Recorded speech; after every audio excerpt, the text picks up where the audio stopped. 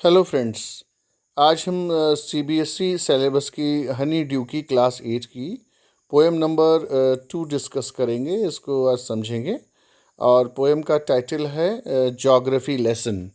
ये एक बहुत ही अच्छी पोएम है और थोड़ी सी डिफ़िकल्ट भी है, स्टूडेंट्स को थोड़ी सी डिफ़िकल्ट लगती है इसको लिए, इसलिए हम आज इसको बहुत अच्छे से समझेंगे। सबसे पहले इस पोएम का बैकग्राउंड देखते हैं।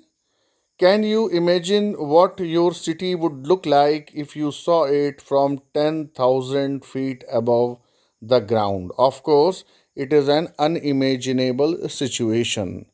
10,000 feet is very, very, very high. वहाँ से पूरी दुनिया नीचे एकदम अलग तरह की दिखती है।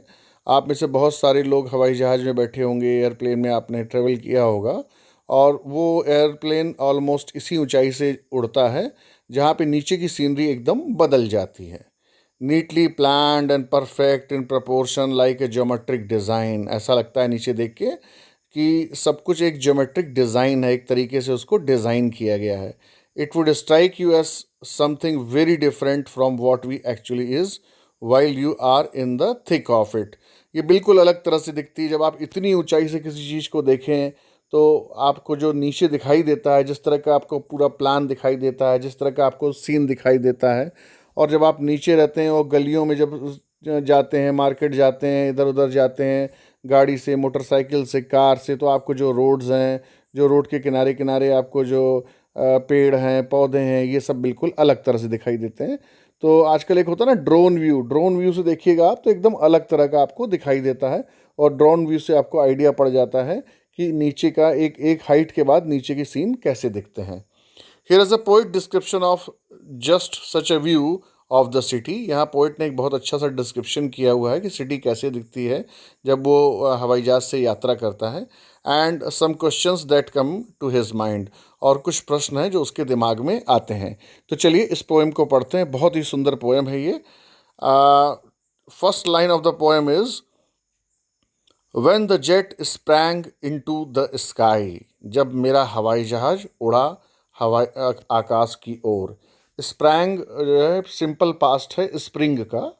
स्प्रिंग माने होता है कोई चीज़ तेज़ी से ऊपर जाना, और स्प्रैंग मीन्स ऊपर गया। जब मेरा प्लेन, जेट प्लेन ऊपर की ओर गया। It was clear why the city had developed the way it had. मुझे थोड़ा थोड़ा ये क्लियर हुआ कि कोई भी सिटी, कोई भी शहर वैसा क्यों है जैसा कि इसको बनाया गया है। तो ऊपर से हमको जो है पूरी सिटी की प्लानिंग दिखाई देती है।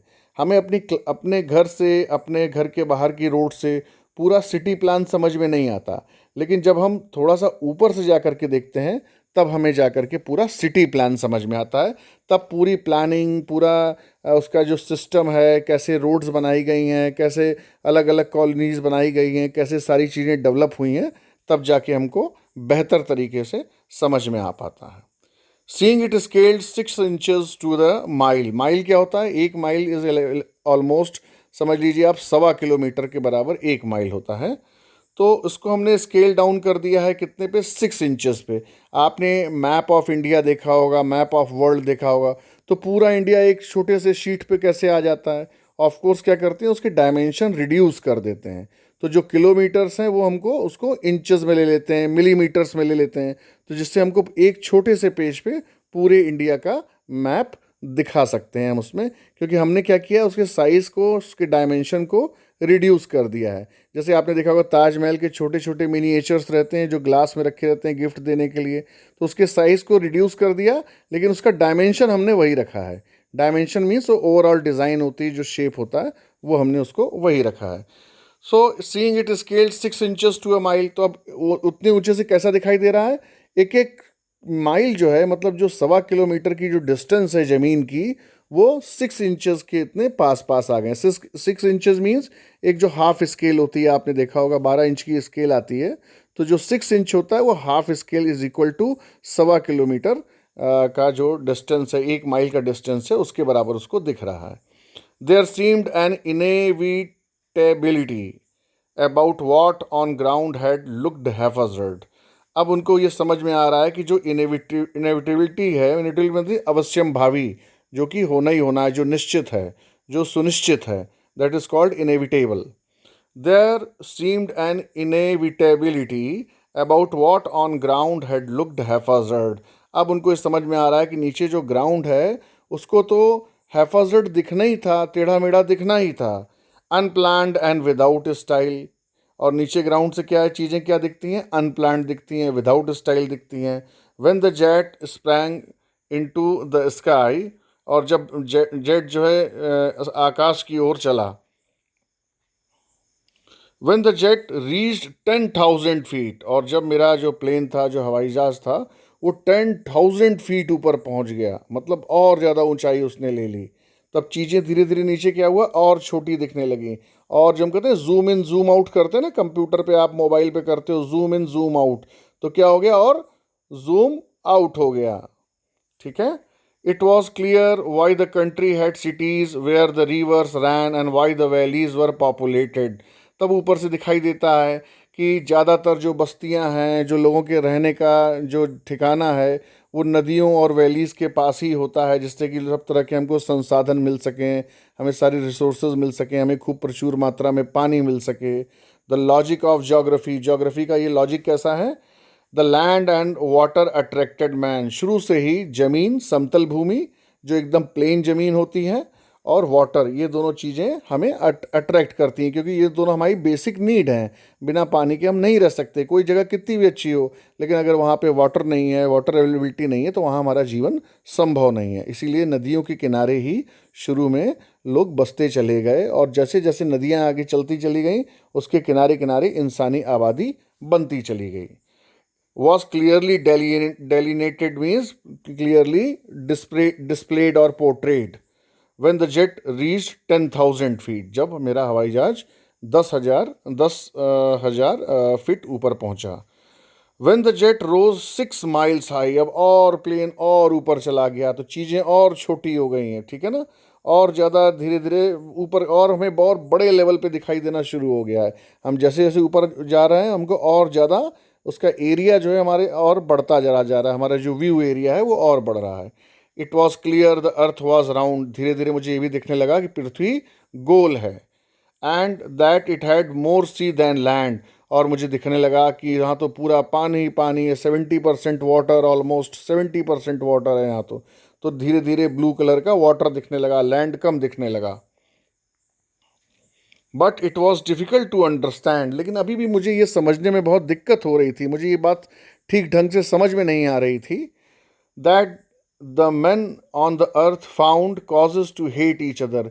इतनी खूब सुंदर प्रकृति है, इतना खूबसूरत सारी चीज़ें हैं, इतनी सुंदर धरती है, इतनी सुंदर वैलीज़ हैं, इतने सुंदर जंगल बने हैं, कॉलोनीज़ हैं, सिटीज़ हैं, हिल्स हैं, और इतनी बढ़िया तरीके से सब प्लान्ड है, सब डेलिनेटेड है, और इतना पानी भरा हुआ है, इसमें सब कुछ अवेलेबल है यहाँ पे। फिर भी एक इंसान दूसरे इंसान से नफ़रत क्यों करता है। To build walls across cities and to kill from that height. हम सिटीज़ बनाते हैं, हम एक दूसरे से नफ़रत करते हैं, हम जो है अपने बीच दीवार खड़ी करते हैं। It was not clear why. और ये चीज़ जो है पोएट को नहीं समझ में आती कि आखिर इंसान इंसान से नफ़रत क्यों करता है, सिटीज़ के बीच में वॉल क्यों बनाता है, अपनी लिमिटेशंस क्यों कर देता है ना, एक दूसरे से अच्छे से संबंध क्यों नहीं रखता। तो एक बहुत ही वैचारिक स्तर से लेकर के इस पोएम को, इतनी खूबसूरत पिक्चर प्रकृति की सीन से लेकर के, उसने ह्यूमन नेचर के ऊपर इस पोएम को ख़त्म किया है। मतलब उसने एक प्रकृति की विशालता दिखाई है कि इतनी विशाल प्रकृति है, और जो हमारी इंसानी सोच है वो बहुत कुंठित है, बहुत संकुचित है, बहुत लिमिटेड है, कि प्रकृति तो इतने बड़े लेवल पे फैली हुई है, जब जैसे जैसे हम हवाई जहाज़ से ऊपर जाते जाते हैं हमें और बड़ा एरिया दिखता जा रहा है, और प्लानिंग समझ में आती है, और अच्छी तरह से हमें लैंड ज्योग्राफी समझ में आती है। लेकिन मुझे इंसान का नेचर समझ में नहीं आता कि वो एक दूसरे से नफ़रत क्यों करता है, एक दूसरे के बीच में इतनी दीवारें क्यों हैं, एक दूसरे से इतनी ईर्ष्या क्यों है। तो ये पोएम जुल्फ़िकार घोष ने लिखी थी। It was of course a wonderful poem end of course a new theme, कि हम प्लेन में बैठते हैं, प्लेन से धीरे धीरे ऊपर जाते हैं, तो नीचे की सीनरी, नीचे का लैंडस्केप कैसे कैसे अलग होता जाता है। So it is a great poem of course. I hope you all enjoyed it. थोड़ी सी ग्लोसरी लेते हैं। इनएविटेबल मीन्स होता है अवश्यम भावी, that can not be avoided, जिसको अवॉइड नहीं किया जा सकते, जिसका होना 100% तय हो, उसे इनएविटेबल कहते हैं। हैफाजर्ड मीन्स टेढ़ा मेढ़ा, अनप्लान्ड, जिगजैग, विदाउट प्लान और ऑर्डर, जिसमें कोई चीज़ प्लानिंग नहीं हो, कोई ऑर्डर नहीं हो, उसको हैफाजर्ड कहते हैं। जैसे आपने अंगूर की बेल देखी होगी, ग्रेप वाइन। ग्रेप वाइन कैसे फैलती है? हैफाजर्ड फैलती है, मतलब it is not a planned, it goes anywhere, it goes up to the roof, up to the terrace, कभी कॉरिडोर में, कहीं भी कैसे भी फैल जाती है, तो उसको क्या कहते हैं? हैफाजर्ड ग्रोथ कहते हैं किसको? ग्रेप वाइन को। Delineated means shown, mean portrait, mean painted.